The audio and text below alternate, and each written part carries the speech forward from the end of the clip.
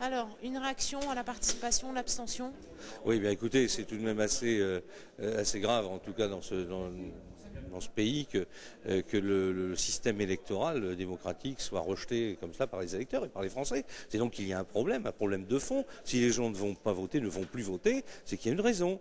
Et, enfin, peut-être même plusieurs. Et notamment, par exemple, eh bien, parce que l'absence de différence de politique entre l'UMP et la gauche, puisque lorsque les gens vont voter, ils ne s'aperçoivent pas de la différence au résultat dans leur vie de tous les jours. Et puis par ailleurs, je pense aussi que le système démocratique est à bout de souffle, le système électoral, avec des élections qui sont... le système est souvent changé, souvent tronqué, on le voit. D'ailleurs en 2004, si toute la gauche prend les régions, c'est tout bonnement parce que l'UMP a donné la possibilité par le changement de mode électoral.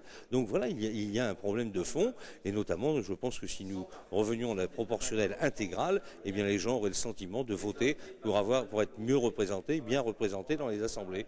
Voilà, donc je pense que c'est une des raisons du problème de fond. Pourtant, les deux listes qui arrivent en tête, c'est toujours la liste d'opposition nationale et la liste de majorité nationale.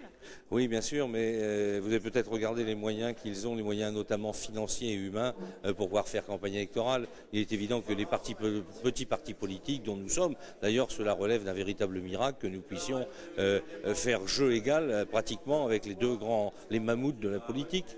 Vous êtes satisfait du coup de votre score? Oui, bien sûr, c'est à peu près dans comment dirais-je, dans ce que j'avais annoncé à peu près à l'époque, enfin au début de la campagne.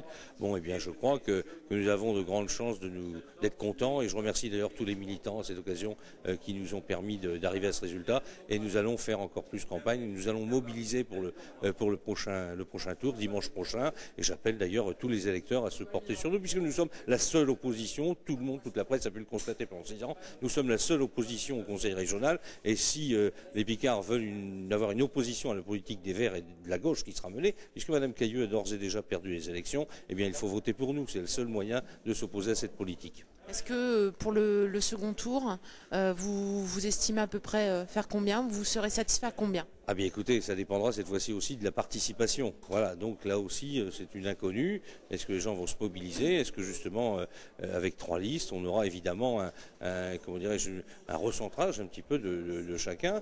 Et puis comme la liste UMP est d'ores et déjà hors jeu, je pense que nous aurons la possibilité bien d'engranger un électorat supplémentaire.